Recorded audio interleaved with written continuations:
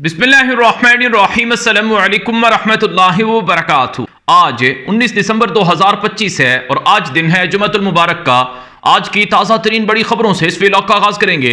सबसे पहले आज की हेडलाइंस आपके सामने रखेंगे। फलस्तीन और गजा में तेल और गैस के ज़खायर निकल आए हैं। 500 अरब डॉलर से जायद का गैस का तेल का जखीरा फलस्तीन के लोगों के लिए मौजूद है, जिस पर हैरान कुन तौर पर किसी और ने कब्जा कर रखा है। मुत्तहिदा अरब इमारात ने इसराइल के साथ मिलकर गजा के साहिल समंदर से गैस के जखीरे को निकालने की कोशिशें शुरू कर दी हैं। इस हवाले से आपको तफसीलात देंगे। दूसरी तरफ अरब मुल्कों के इसराइल से खामोश लॉन्ग टर्म मुआहिदे तय पा रहे हैं और इसराइल को अरब मुल्कों ने अपना सिक्योरिटी पार्टनर समझना शुरू कर दिया है। ये तफसीलात भी आपको बताएंगे। नेतन्याहू के खिलाफ इसराइली अवाम बिफर गई है। नेतन्याहू तो जा रहा है, दूसरी तरफ गजा को भी इंसानों से खाली करने के लिए मिस्र से एक मुआहिदे की पसे पर्दा कहानी सामने आ रही है। इसके साथ साथ कुछ मजीद खबरें भी हैं जिनकी तफसीलात और डिटेल्स आगे चलकर आपको बताएंगे। मैं खबरों के आगाज से पहले आपसे गुजारिश करूंगा, इस चैनल पर नए हैं तो लास्ट में सब्सक्राइब करें ताकि तमाम अपडेट्स आपको बर वक्त मिलती रहें। आगाज करेंगे आज की सबसे बड़ी खबर इस वक्त मेरे सामने है और यह खबर बुनियादी तौर पर मिडिल ईस्ट आई के अंदर एक रिपोर्ट की शक्ल में नशर हुई है। ये आप रिपोर्ट देखें कि US, Israel and UAE discussed using Gaza gas to fund reconstruction कि गजा की तामीर नौ के लिए तीन मुल्कों के दरमियान बातचीत हुई है कि गजा के साहिल समंदर पर जो गैस का जखीरा है उसे निकालकर उससे पैसे हासिल किए जाएं और उससे गजा की तामीर की जाए। जी हाँ, ये रिपोर्ट आप देख लें। इसमें वाज़े तौर पर लिखा है कि अमेरिका, इसराइल और यूएई, यूनाइटेड अरब एमिरेट जिसे मुत्तहिदा इमारात कहा जाता है, ये तीन मुल्कों के दरमियान बातचीत हुई है और कहा गया है कि गजा की तामीर नौ के लिए गजा के समंदर में मौजूद जो गैस का जखीरा है उसको निकालकर उसको काम में लाया जा सकता है। अब गजा के साहिल समंदर में गैस का कितना जखीरा है और कितने पैसे मिलेंगे, ये एक अहम मामला है। इस हवाले से जो रिपोर्ट्स हैं, यानी ये रिपोर्ट्स माजी की हैं, सन 2000 के अंदर एक रिपोर्ट सामने आई थी, यानी आज से 25 साल पहले गजा के साहिल समंदर में मेरीन के नाम से एक गैस फील्ड दरियाफ्त हुई थी, जहां पर पाया जाने वाला गैस का जखीरा 5 से 10 अरब डॉलर के दरमियान हो सकता है। ये आज की उसके अंदाजे हैं, यानी 5 से 10 अरब डॉलर का जखीरा गजा के साहिल समंदर में मौजूद है। इसको निकालने के लिए यूएई और इसराइल और अमेरिका बातचीत शुरू कर चुके हैं। लेकिन सच्चाई ये नहीं है नाज़रीन किराम, क्योंकि गजा के साहिल समंदर पर सिर्फ 5 से 10 अरब डॉलर का गैस का जखीरा नहीं है। मैं थोड़ी सी आपको सच्चाई बताना चाहता हूं ताकि आपको पता चले कि दरअसल है क्या मामला है क्या। यूएनसीटीएडी नामी अक़वाम मुत्तहिदा का एक इदारा है। इसकी 2019 में एक इजलास के बाद रिपोर्ट सामने आई थी। ये रिपोर्ट बुनियादी तौर पर मशरकी बहिरा रूम के उस पूरे खित्ते के हवाले से है जहां पर गैस और तेल के ज़खायर की मालियत बेपनाह है, यानी गजा का साहिल समंदर और इसी तरह से लबनान और जो इसराइल के पास है वो, और जो फ़लस्तीन के वेस्ट बैंक के इलाके हैं, यहाँ पर जो गैस और तेल का ज़खीरा है। इस हवाले से अक़वाम मुत्तहिदा ने रिपोर्ट दी थी कि 524 अरब डॉलर का ज़खीरा यहाँ पाया जा सकता है। जी हाँ, मिस्र से लेकर गजा और फिर इसराइल फिर लबनान, ये जो इलाका है यहाँ पर एक महदूद अंदाज़ा, ये भी मुकम्मल अंदाज़ा नहीं है, मुकम्मल ये फिगर नहीं है, लेकिन एक महदूद अंदाजे में अक़वाम मुत्तहिदा के इदारे की रिपोर्ट है कि 524 अरब डॉलर का सिर्फ गैस का ज़खीरा और तेल का ज़खीरा यहाँ पर पाया जा सकता है। तो इसके साथ साथ अब मैं आपको कुछ मजीद चीज़ें बताने लगा हूँ। फ़लस्तीन का जो वेस्ट बैंक इलाका है, जिसे मगरबी किनारा कहा जाता है या उसे अद्दिफ़ा गरबी अरबी में कहा जाता है, वहाँ पर रिपोर्ट्स हैं कि 100 अरब डॉलर का तेल मौजूद है।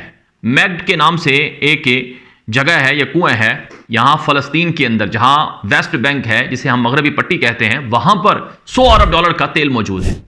अक़वाम मुत्तहिदा की रिपोर्ट्स हैं कि अगर फ़लस्तीन को गैस और तेल के ये ज़खायर निकालने की इजाज़त दी जाए तो फ़लस्तीन के लोग अपनी तरक्की कर सकते हैं और उन्हें बाहर से इमदाद लेने की ज़रूरत भी पेश नहीं आएगी। लेकिन उनको इजाज़त मिलती ही नहीं है। क्यों? इसराइल ने हर जगह पर अपना कंट्रोल जमा रखा है। अब इसराइल ने कल मिस्र को 35 अरब डॉलर का अगले 15 सालों के लिए गैस बेचने का ऐलान किया। इसराइल के पास गैस कहाँ से आई? समंदर के अंदर लिवाथिन के नाम से गैस ऑयल फील्ड है इसराइल के पास, जहां पर 2019 में गैस निकलना शुरू हुई थी। हर साल 1.5 से 2 अरब डॉलर का पैसा मुनाफा लिवाथिन गैस फील्ड से इसराइल कमा रहा है। अब मिस्र को जो गैस बेची जाएगी उससे इसराइल के मुख्तलिफ इदारों की रिपोर्ट्स हैं कि 75 अरब डॉलर से ज़ायद का फ़ायदा होगा। और ये जो गैस है, इस गैस में इसी तरह से अगर चलो इसराइल अपनी गैस नहीं देता, ये उसके पास है, उसने कब्जा की हुई है, अगर वहां फ़लस्तीनियों को भी हक मिल जाता है अपने गजा के साहिल समंदर से गैस निकालने का, तो वो भी इसी तरह से पैसे कमा सकते हैं, लेकिन उन्हें इजाज़त नहीं दी जा रही है। अक़वाम मुत्तहिदा का आप कानून देखें, अक़वाम मुत्तहिदा का कानून है UNCLOS, ये समंदरी कानून है, बैनुल अक़वामी कानून के तहत 200 मील तक, यानी जैसे गज़ा है, गज़ा से आगे 200 मील समंदर के अंदर तक का जो इलाका है, ये सारा माशी जोन EEE जोन कहलाता है। यहाँ पर गज़ा के लोगों को गैस तेल के ज़खायर तलाश करने की इजाज़त है, लेकिन गज़ा में तो अमन है ही नहीं, वहाँ तो बदअमनी है। अक़वाम मुत्तहिदा की रिपोर्ट्स हैं, करारदादें हैं कि 1967 के बाद जो इलाके इसराइल ने कब्ज़ा किए हैं उन पर इसराइल का कब्ज़ा गैर कानूनी है, वो फ़लस्तीनी है और उनकी वहाँ पर सॉवरेनिटी है, लेकिन इसराइल चीज़ें नहीं मानता है।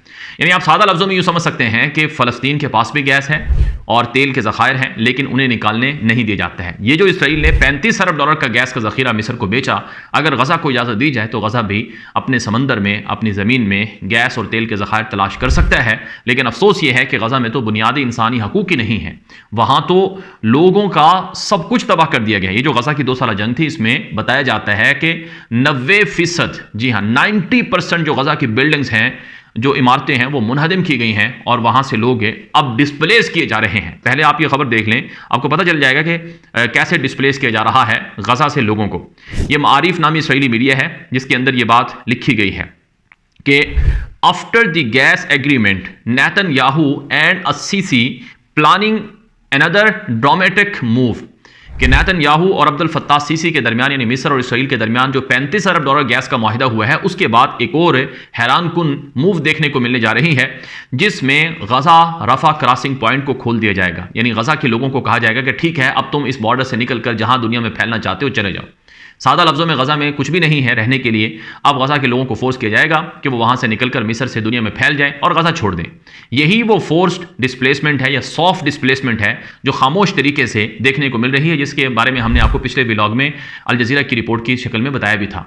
तो अब आप देख लें कि किस तरह से एक तरफा तौर पर फ़लस्तीनियों को गज़ा से निकलने का कहा जा रहा है, और तमाम अरब रियासतें और मुस्लिम स्टेट्स इस मामले की मजम्मत पहले कर चुकी हैं। अब बात कर लेते हैं आज की कुछ मजीद खबरें आपके सामने रखेंगे। एक बड़ी खबर है, क्लैश रिपोर्ट के ऊपर रिपोर्ट नशर होती है, जो sky news Arabic sky news की एक इंटरव्यू है, जिसमें नेतन्याहू ने स्काई न्यूज़ मीडिया को इंटरव्यू दिया। नेतन्याहू ने कहा कि 7 अक्टूबर के बाद दुनिया की वो हुकूमतें जिन्होंने फ़लस्तीनी रियासत को बतौर रियासत रिकग्नाइज़ किया, उन सब ने बुनियादी तौर पर हमास को रिवॉर्ड या इनाम दिया है। और ये मैसेज हमारी तरफ से वाज़ेह है कि दुनिया में यहूदियों को मारा जा रहा है और यहूदियों को मारने के लिए फ़लस्तीन की रियासत को तस्लीम किया गया। ये एक रिवॉर्ड है, इनाम है, हम इसे पूरा होने नहीं देंगे। नेतन्याहू ने इसी इंटरव्यू में ये भी कहा कि हमने ऑस्ट्रेलिया को वार्न कर दिया है, कई मरतबा समझा दिया है, उन्हें अब जाग जाना चाहिए। हमने उनको पहले ही ख़तरनाक हद तक मालूमात दे दी थी, लेकिन फिर भी ऑस्ट्रेलिया में यहूदियों पर हमला हो जाता है। इसी से जुड़ी हुई खबर देख लें। टकर कार्लसन जो कि अमरीकी सहाफ़ी हैं और बड़े मशहूर वहाँ के एक्टिविस्ट हैं, उन्होंने अपने एक प्रोग्राम के अंदर गुफ्तगू करते हुए कहा कि हज़ारों बच्चों को मारना और उनके बारे में फिर उनको जस्टिफाई करना, ये क्या बाइबल के अंदर लिखा है? ये बात टकर कार्लसन ने कही है। टकर कार्लसन ने यह भी कहा कि वो नाम निहाद जो क्रिश्चियन ज़ायोनिस्ट हैं, जो कि पादरी हैं, जो इस तरह की चीज़ों को मजहबी बुनियादों पर उनको जस्टिफाई करते हैं, ये एक इंसानियत के खिलाफ और गैर कानूनी तौर पर बात है, इसे हमें नहीं मानना चाहिए। ये अमेरिकन सहाफ़ी टकर कार्लसन की गुफ्तगू का खुलासा है। मिडिल ईस्ट आई की एक और रिपोर्ट देखें, जिसमें एक दिल दहला देने वाली जो फैक्ट्स हैं उनका इंकशाफ होता है। मिडिल ईस्ट की रिपोर्ट के मुताबिक फ़लस्तीन के वो कैदी जो इसराइली जेलों में कैद हैं, उनके साथ बदतरीन किस्म का, अज़ियतनाक किस्म का सलूक हो रहा है, और उसमें जिनसी हरासानी और जिनसी जो तशद्दुद है या उसकी वाक़यात भी रिपोर्ट हुए हैं। ये बात मैं नहीं कह रहा हूँ, ये मिडिल ईस्ट आई की रिपोर्ट का खुलासा मैंने आपके सामने रखा है, जिससे आप अंदाज़ा लगा सकते हैं कि फ़लस्तीन के लोगों के साथ हुकूक किस तरह से वहाँ पर तल्फ हो रहे हैं। अब बात कर लेंगे एक और बड़ी खबर की। नेतन्याहू के हवाले से एक सर्वे हुआ है, और यह सर्वे इसराइल के अंदर बड़ा अहम सर्वे है। इस सर्वे के अंदर बताया गया है कि नेतन्याहू इक़्तिदार से हाथ धोने जा रहा है। नेतन्याहू का जो इत्तिहादी ब्लॉक है, ये अगर इलेक्शन आज हो जाए इसराइल में तो 50 सीटों से ज़्यादा नहीं ले सकता है, जबकि 60 से ज़्यादा सीटें लेने के लिए हुकूमत बनाने के लिए ज़रूरी होता है। नेतन्याहू हैरानकुन तौर पर अपनी हिमायत ख़त्म कर चुका है और उसके मुकाबले में इसराइल के जो सेकुलर लिबरल किस्म के सियासतदान हैं वो इक़्तिदार में आ रहे हैं। इसराइल की आधी से ज़्यादा आवाम ये समझती है कि हम बैरूनी दुनिया में महफूज नहीं हैं। नेतन्याहू की पॉलिसियों की वजह से आलमी सतह पर हमें तन्हाई का सामना करना पड़ा है। तो नेतन्याहू के इक़्तिदार के हवाले से मुख्तलिफ तरह की जो रिपोर्ट्स हैं वो सामने आ रही हैं। दूसरी तरफ इसराइल का टेलीविज़न है i24 न्यूज़ के नाम से, उस पर एक रिपोर्ट नशर होती है जिसमें कहा गया कि एक इसराइली शहरी मैं गज़ा में जंग की वजह से, गज़ा इसराइल जंग की वजह से अपने बच्चों को लेकर ऑस्ट्रेलिया मूव हुआ था। वहाँ मैं अभी गया ही था और वहाँ मुझे पहुँचे हुए अभी चंद ही हफ्ते हुए थे कि वहाँ पर बूंदी बीच में ऑस्ट्रेलिया में यहूदियों के एक इवेंट पर हमला हो जाता है। जिसके बाद मैंने अपनी बेटी को कहा कि अब हमें वापस इसराइल जाना चाहिए, वहाँ अगरचे मिसाइल आते हैं लेकिन कम से कम हम वहाँ महफूज तो हैं। ये बात है इसराइली टेलीविजन i24 पर नशर होती है। बहरहाल से काम ये अब तक की कुछ आलमी मंजरनामे से ताज़ा अपडेट्स थी, मालूमात थी जो अब तक पहुँचाई गई हैं। मज़ीद तफसीलात भी आती रहेंगी। आप हमारे यूट्यूब चैनल को सब्सक्राइब कर लें, आगे नशर कर लें। इजाज़त दीजिए। अस्सलाम वालेकुम रहमतुल्लाहि व बरकातुहू।